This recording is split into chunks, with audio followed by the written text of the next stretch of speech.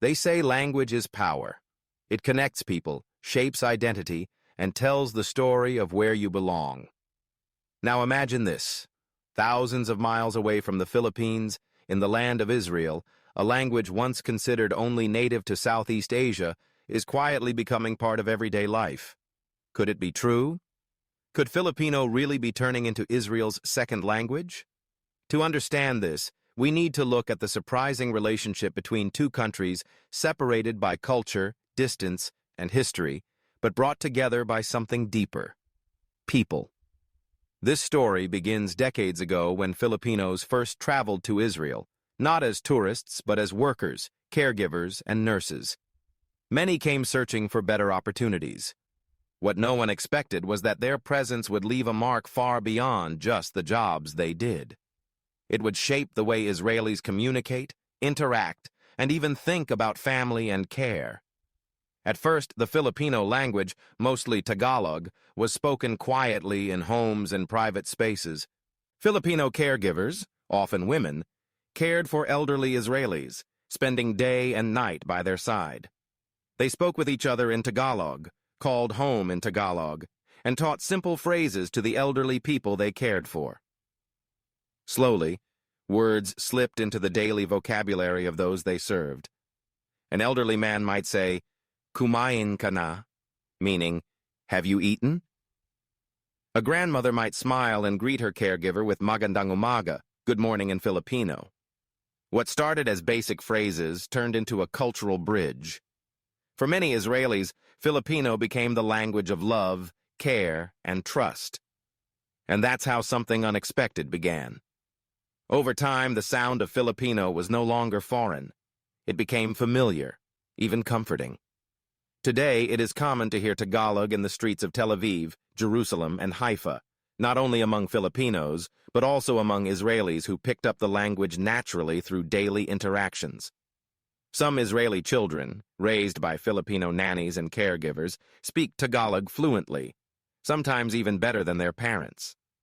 Imagine growing up in Israel, but your first lullabies, your first bedtime stories, your first comforting words when you scraped your knee were all in Tagalog.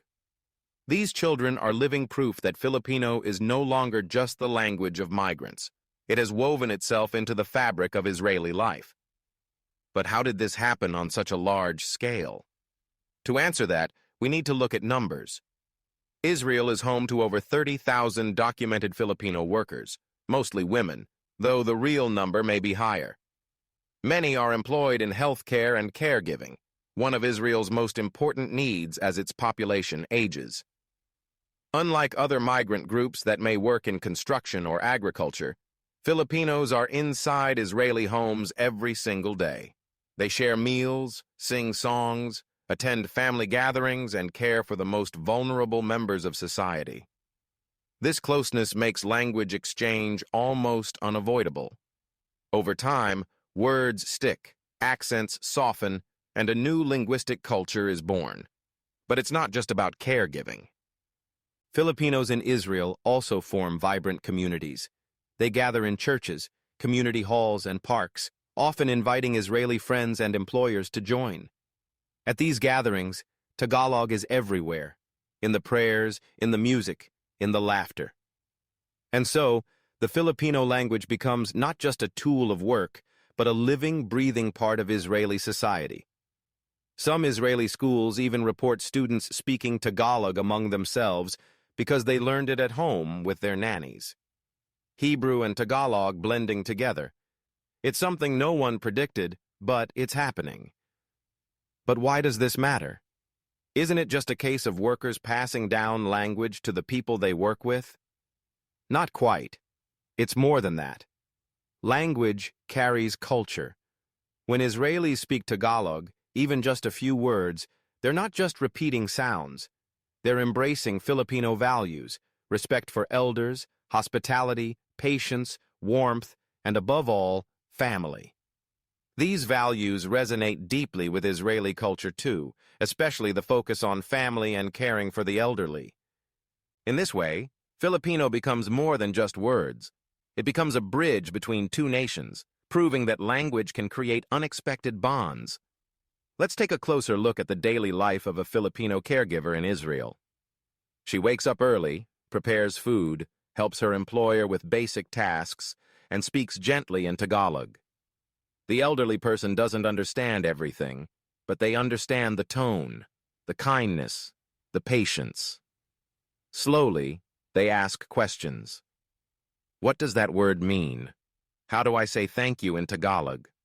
And before long, they're speaking the language themselves. Stories from Israel tell us of elderly men and women in their 80s and 90s who speak fluent Tagalog thanks to years of being cared for by Filipinos.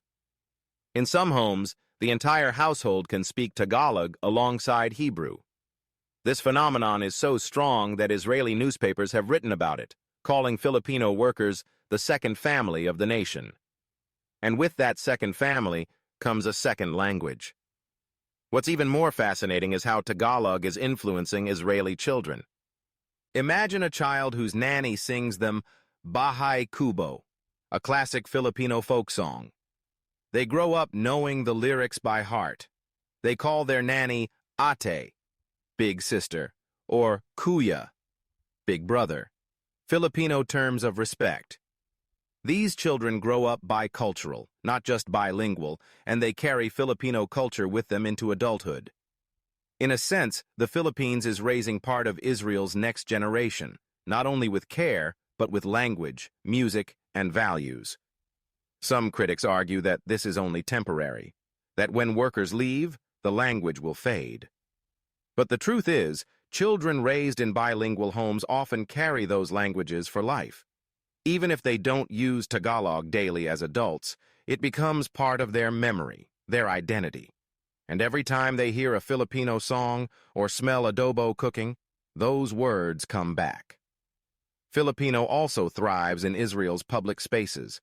On Sundays, which is the workers' day off, parks and city squares transform into Little Manila. Conversations in Tagalog fill the air. Food stalls sell pancit, lumpia, and halo. Israeli passers-by hear these words again and again, and slowly they sink in. For many Israelis, Filipino words are no longer foreign. They're part of the rhythm of daily life. This raises a fascinating question.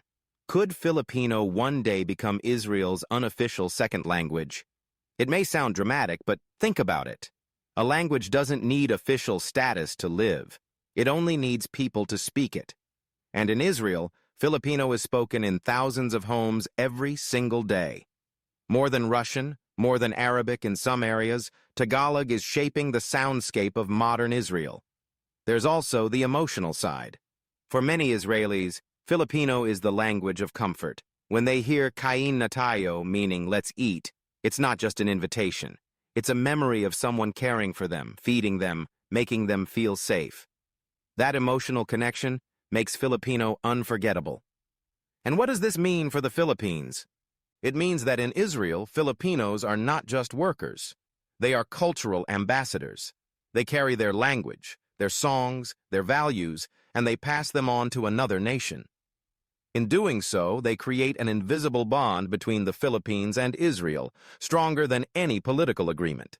It's people-to-people diplomacy, and it works. The story of Filipino in Israel is also a story of resilience. Many of these workers face challenges, long hours, homesickness, financial struggles. Yet they bring their whole selves to their work, including their language.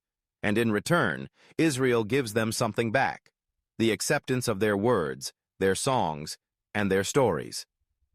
There is also a biblical connection. Many Filipinos see Israel as a sacred land. Working there feels like a spiritual mission, a calling. They don't just see it as a job, but as part of their faith.